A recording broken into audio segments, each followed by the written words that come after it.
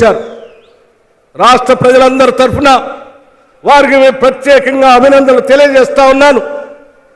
ఇటు వ్యవసాయ పరంగా అటు పారిశ్రామిక పరంగా చేయడమే కాకుండా ఇక్కడ ఉన్నటువంటి నిరుద్యోగ యువతీ యువకుల కోసం పబ్లిక్ సర్వీస్ కమిషన్ ప్రక్షాళన చేసి చెప్పినట్టుగా ఉద్యోగాల సంబంధించిన జాబ్ క్యాలెండర్ కూడా ప్రకటించి శాసనసభలో ముందుకు పోతున్నామని చెప్పి ఈ సందర్భంగా యావత్ ప్రజానికానికి ఆగస్టు 15 సందర్భంగా తెలియజేస్తా ఉన్నాం.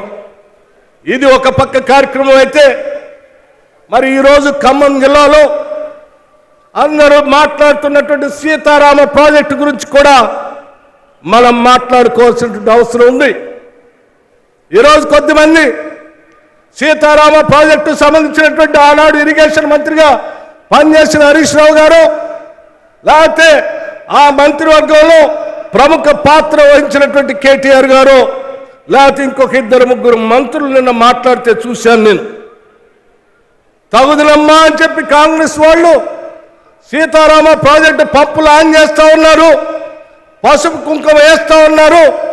ఆ ప్రాజెక్టు మా మానస పుత్రిక, మేమే పూర్తి చేశాం, మీరు పోటీ పడతా ఉన్నారని చెప్తా ఉన్నారు. నిజమే, మేం కాదంటలేదు. సీతారామ ప్రాజెక్టు మీ మానస పుత్రికే, మీ మానస పుత్రికే, అది మాది కాదు. 2014 కంటే ముందు ఆనాటి కాంగ్రెస్ ప్రభుత్వ హయాంలో ఆనాడు రాష్ట్ర కాంగ్రెస్ ముఖ్యమంత్రిగా ఉన్నటువంటి డాక్టర్ వైఎస్ రాజశేఖర రెడ్డి గారు ఖమ్మం జిల్లాకి నీళ్లు ఇవ్వాలి, గోదావరి నది నుంచి నీళ్లు ఖమ్మం జిల్లా ప్రాంతానికి తీసుకొని రావాలనే ఆలోచనతో ఇందిరా సాగర్ రుద్రం కోట దగ్గర పునాది వేశారు, రాజీవ్ సాగర్ దుమ్మగూడెం దగ్గర పునాది వేశారు. అయ్యా, ఈ 2 వేసినటువంటి ఈ ప్రాజెక్టులు ఈనాడు రూపాంతరం చెంది సీతారామ ప్రాజెక్టుగా మారింది.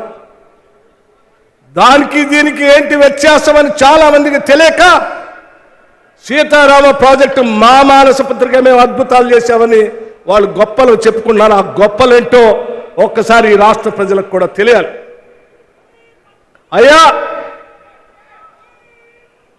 అయ్యా నేను ఒక మాట చాలా స్పష్టంగా చెప్పదలుచుకున్నాను. రాజీవ్ సాగర్ దుమ్మగూడెం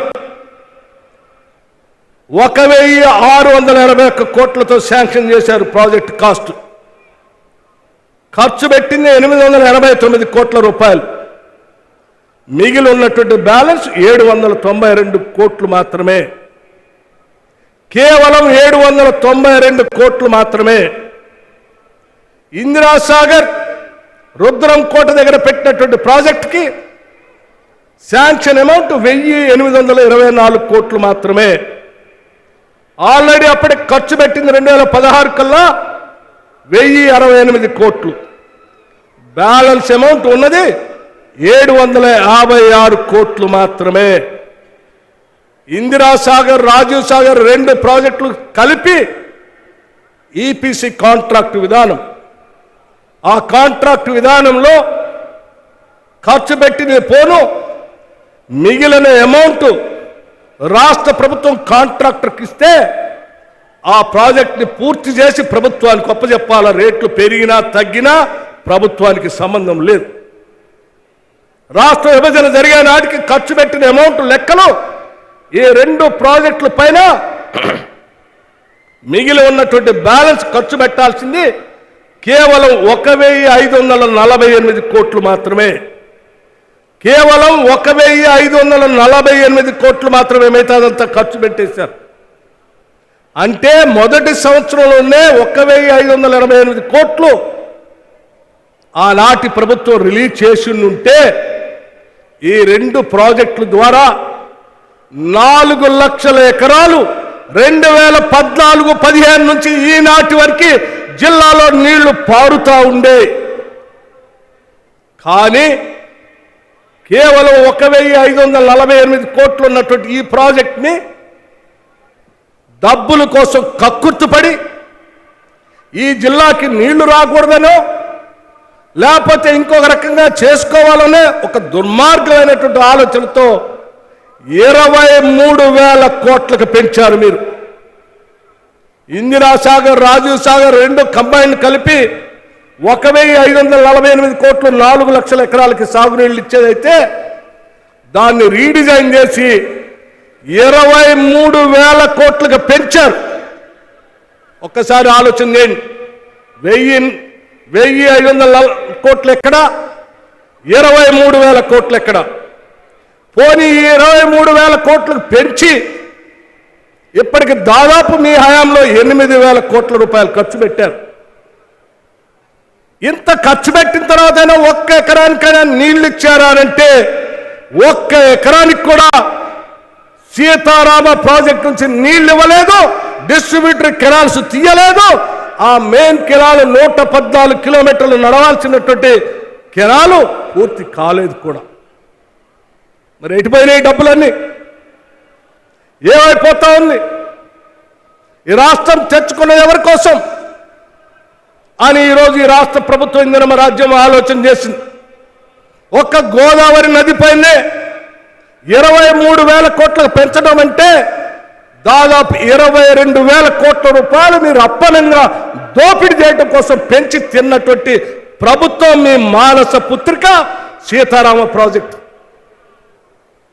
ఇది గోదావరి నది కింద ఉన్నటువంటి, ఇదే గోదావరి పైన ప్రాణేత చేవెళ్ళ కేవలం 38,000 కోట్లతో అయ్యేటువంటి ప్రాజెక్ట్ 10,000 కోట్లు ఖర్చు పెట్టారు. ఇంకా 28,000 కోట్లు ఖర్చు పెడితే ప్రాజెక్టు పూర్తయి 17.5 లక్షల ఎకరాలు నీళ్లు వచ్చాయి, తాగునీళ్ళు వచ్చాయి, పరిశ్రమకి నీళ్లు వచ్చాయి. హైదరాబాద్లో మొత్తం ఈ రెండు ప్రాజెక్టుల ద్వారా కేవలం 29,548 కోట్లు ఖర్చు పెడితే, అంటే కేవలం 30,000 కోట్లు మీరు ఖర్చు పెట్టుంటే ప్రాణేత చేవెళ్ళ, ఇందిరా సాగర్, రాజీవ్ సాగర్తో సహా కలిపి గోదావరి నది పైన 21,50,000 ఎకరాలు ఇప్పటికి తెలంగాణలో నీళ్లు పారుతూ ఉండే. కానీ ఇక్కడ 8,000 ఖర్చు పెట్టారు. అక్కడేమో 1,25,000 కోట్లు పెంచారు.